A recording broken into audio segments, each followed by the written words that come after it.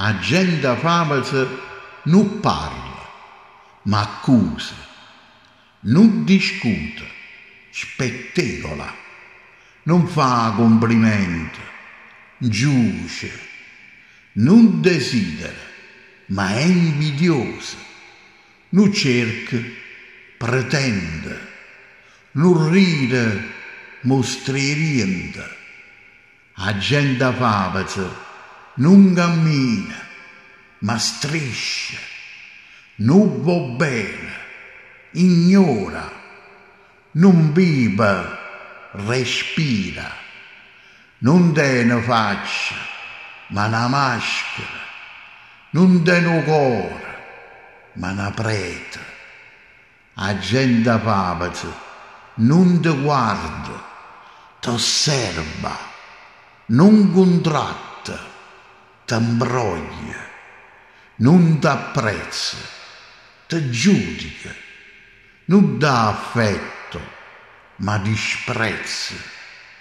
A gente favosa non ti guarda rinde all'occhio, ma in terra, non ti sente, si parla, è assente, non ti aiuta, t'arroba, non guarisce, t'accide. A gente favosa è avara, è cattiva, è invadente, ossessiva, s'arraggia, è impulsiva, è scostumata, arrogante, è miserabile, è ignorante.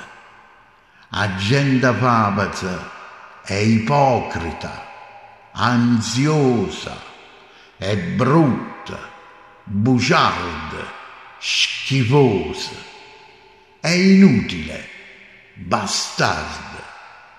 A gente favosa è a più brutta razza che gira per il mondo, per strada e per piazza.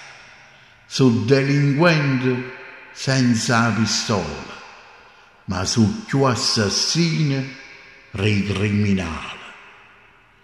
A gente favosa non avesse campare, non avesse esistere, non dica che avesse a morire, ma almeno avesse cagnato.